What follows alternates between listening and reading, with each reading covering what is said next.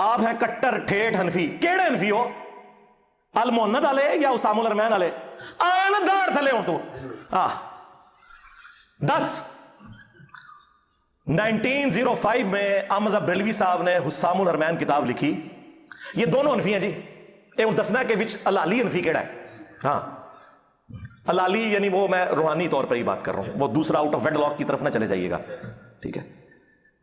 اور کوئی فروئی اختلاف نہیں، سرکار زمین اسمان کا فرق ہے، ایک دوسرے کی تکفیر ہے. تو کون سا کٹر ٹھیٹ حنفی ہے کہ جو کروڑوں بریلویوں کو کافر اور مشرک سمجھتے ہیں؟ یا تو وہ کٹر ٹھیٹ حنفی ہے جو کروڑوں دیوبندیوں کو گستاخ رسول سمجھتے ہیں؟ یعنی کافر ہی ہو گئے نا. حسام الحرمین اعلی حضرت نے 1905 میں لکھی، اس کا نام رکھا حسام الحرمین، حرمین کی تلوار، جس میں انہوں نے علماء دیوبند کے اوپر کفر کے فتوے لگائے. اینڈ پہ کنکلوڈ کیا کہ ان کے کفر میں شک کرنے والا بھی کافر ہے، یعنی سارے دیوبندی کافر. وہ شک ہے، ان کو تو یقین ہے کہ ٹھیک لکھا ہوا ہے. ہاں، اور اس کے جواب میں المحند علی المفند، ہند کی تلوار ایک سٹھیائے ہوئے پاگل بابے کے اوپر. اور پاگل بابا کسے کہا؟ احمد بریلوی صاحب کو. کہتے ہیں ہم تو بڑے میٹھے ہیں. توڑے وہ تقی عثمانی صاحب وہ درس حدیث میں کہہ رہے تھے اللہ نے ہمارے اکابرین کو ایسا بنایا تھا.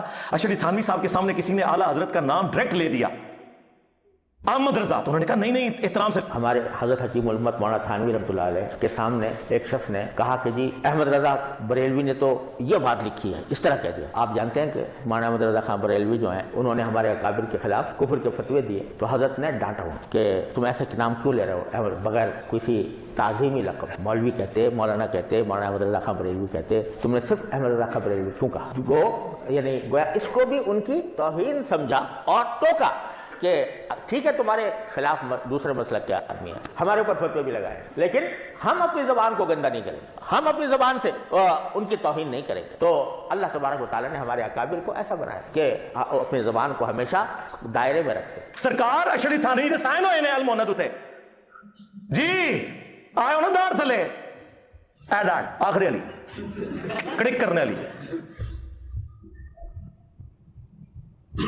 اور ہماری داڑھ کے نیچے آ سکتے تھے. کیوں؟ ابو داؤد ترمذی ابن ماجہ میں حدیث ہے، میرے بعد تم بہت اختلاف دیکھو گے. اس وقت علیکم بسنتی وسنت الخلفاء الراشدین المہدیین، میری سنت اور میرے خلفاء راشدین کی سنت کو لازم پکڑ لینا، داڑھوں سے پکڑ لینا. تو جنہوں نے اپنی داڑھوں سے قرآن و سنت کو پکڑا ہوا ہے، خلفاء راشدین کو پکڑا ہوا ہے، انہی کی داڑھوں کے نیچے آپ لوگ آ سکتے ہیں. ہاں، اور نہیں یہ غامدی صاحب سے حوالے کرنے والی چیزاں نہیں نے، یہ 4 سٹیج دا کینسر ہے. سیدھا لیزر نہ علاج ہوئے گا، نہ تھا کیمو ہوئے گی. یہ مطلب ان لوگوں کے حالات و واقعات. تو المحند المفند میں انہوں نے لکھا ہند کی تلوار ایک سٹھائے ہوئے بابے کے اوپر. اور پھر اس میں تقی عثمانی صاحب کہتے ہیں اللہ نے ہمارے کابرین کو ایسا بنایا تھا. تو ہم نے کہا تھا ایسا بنایا تھا کہ مفند کہتے تھے دوسروں کو، وہ ہاں ایسا بنایا تھا اللہ نے ہمارے کابرین کو ایسا بنایا تھا. بڑے فخر یہ بیان کرتے ہیں مولانا کہتے تھے. اس میں انہوں نے لکھا کہ احمد بریلوی اور ان کی پوری جماعت ایک شیطانی لشکر ہے جو علماء دیوبند رضی اللہ عنہم پر حملہ آور ہوئی ہے. 14ویں صدی سے مولوی رضی اللہ عنہم، جیسا کہ شیاطین حملہ آور ہوتے تھے انبیاء کے اوپر. یہ آپ دیکھ لیں کدھر اپنے بابوں کو کہاں کھڑا کرتے ہیں. تو وہ مفتی صاحب جو فرما رہے ہیں میں کٹر ٹھیٹ حنفی، یہ الفاظ نے خود بولے ہیں، یہ نا سامنے میں کو چنگے بلانا ہوا، انہوں نے خود بولے نے. تو کاش تم بولتے ہوا سماکم المسلمین من قبل وفی ھذا ملت ابیکم ابراہیم، پیروی کرو ابراہیم کی ملت کی. ہوا سماکم المسلمین، جس نے تمہارا نام مسلم رکھا تھا، من قبل وفی ھذا، اس قرآن کے نزول سے پہلے اور اس کتاب میں بھی. تو اپنے آپ کو مسلم کیا ہے یار؟ بخاری مسلم میں حدیث ہے کہ قرب قیامت میں جب آخری جنگ ہوگی یہودیوں کے ساتھ دجال کے خلاف، تو کسی پتھر کے پیچھے یا کسی درخت کے پیچھے بھی کوئی یہودی چھپا ہوگا تو وہ پتھر اور درخت بھی بولے گا یا مسلم، میرے پیچھے یہودی ہے اسے قتل کر دے. یعنی میدان جنگ کی بات ہو رہی ہے، عام آل نہیں مارنے پائی، عام آل دعوت ہی پیش کرنی ہے. تو سوائے غرقد کے درخت کے، وہ یہودیوں کا درخت ہے، وہ انہیں پناہ دے گا. یا مسلم کے الفاظ ہیں، یا سنی یا شیعہ یا دیوبندی یا کٹر حنفی ٹھیٹ دیوبندی، یہ نہیں ہے، یا کٹر بریلوی نہیں ہے، یہ الفاظ ہیں وہاں پہ، یا مسلم. تو اس وقت تو آپ لوگوں نے کہنا یہ انجینئر تھے، کوئی اسٹوڈنٹ بول رہا ہے پیچھوں، میں تو مسلم ہے ہی نہیں. آپ بولے کسی کے سامنے میں مسلم ہوں، باغ چڑھے میں کافر ہوں. بھائی اگر تو کافر نہیں ہے مسلم ہے تو بھی لکھنا مسلم، اسی کے اوپر فخر محسوس کر. کتنی دمیں لگائی ہوئی انہوں نے، اور رکنے کا نام نہیں لے رہی.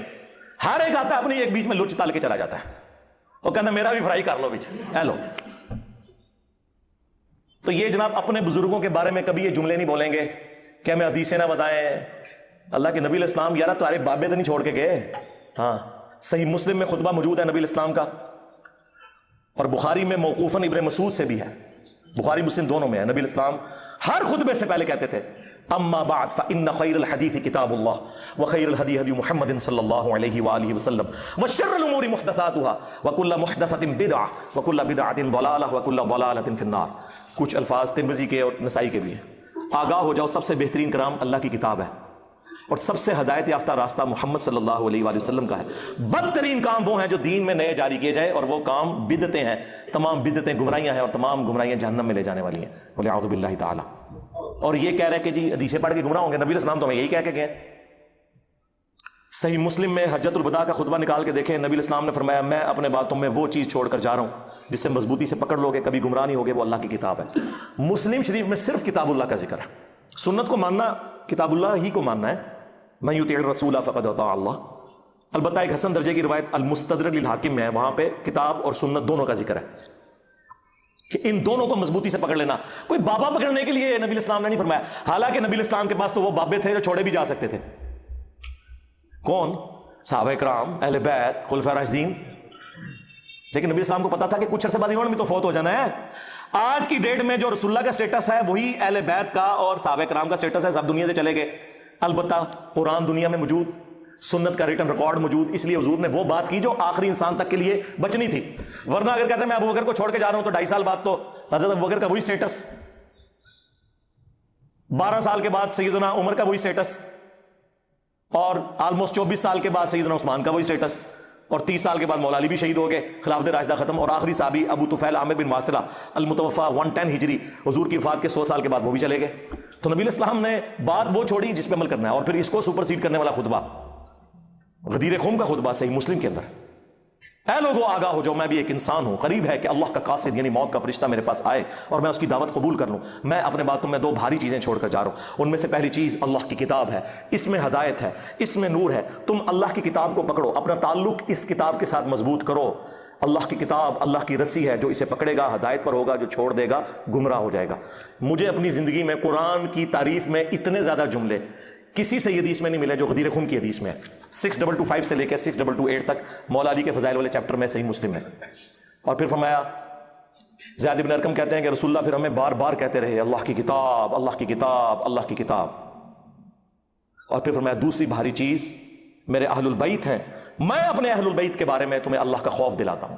اور یہ جملہ آپ نے 3 دفعہ ریپیٹ کیا. لیکن امت بالکل الٹ چلی, نہ قرآن کو پکڑا نہ اہل بیت کو زندہ چھوڑا, بالکل الٹ چلی.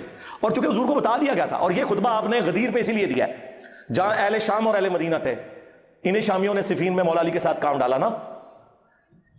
حجۃ الوداع پر جو روایتیں ہیں وہ اتنی مضبوط نہیں ہیں, غدیر پہ آئی ہیں. اور مسند احمد میں تو آگے بھی حدیث چلتی ہے, مولا علی کا ہاتھ پکڑا اور پھر صحابہ میں بلند کیا, من کنت مولا فہذا علی مولا, جس کا مولا میں اس کا مولا علی, جس کا آقا میں اس کا آقا علی, جس کا جگری یار میں اس کا جگری یار علی. یہ سارے الفاظ درست ہیں. اور پھر کہا اے اللہ اس سے محبت کر جو علی سے محبت رکھے, اس سے دشمنی رکھ جو علی سے دشمنی رکھے. اور یہ حصہ تو مسلم میں بھی ہے, علی سے محبت نہیں رکھے گا مگر مؤمن, علی سے بغض نہیں رکھے گا مگر منافق. تو نبی علیہ السلام تو بات ہی قرآن سنت آل البیت کی کر رہے ہیں, یہ اپنے بزرگوں کو لے کے چل رہے ہیں. ان لوگوں کا کیا لینا دینا میرے بھائی, نہ انہوں نے قرآن پڑھا صحیح طریقے سے, نہ اگر پڑھا تو پھر اس کے ساتھ یہ غداری کی ہے کہ کہہ رہے ہیں ڈائریکٹ پڑھو. یار یہ غداری تو کوئی فزکس کا پروفیسر اپنی کتاب کے ساتھ نہیں کرتا. آج تک کسی فزکس کے پروفیسر کو سنا ہے کہ آئنسٹائن کی تھیوری آف ریلیٹیوٹی نہ پڑھنا گمراہ ہو جاؤ گے, یا کوئی انگلش کا پروفیسر کہے کہ آکسفورڈ کی ڈکشنری نہ پڑھنا گمراہ ہو جاؤ گے. اس سے بڑھ کر میں میکینیکل انجینئرنگ میں نے کی ہوئی ہے, جب کبھی بھی بڑے مجمع میں نے اپنی کلاس کے اندر ٹیچر کی غلطی نکالی نا کتاب سے, تو اس نے ہمیشہ کہا تھینک یو. مولوی کی آپ غلطی نکالو گے نا تھینک یو.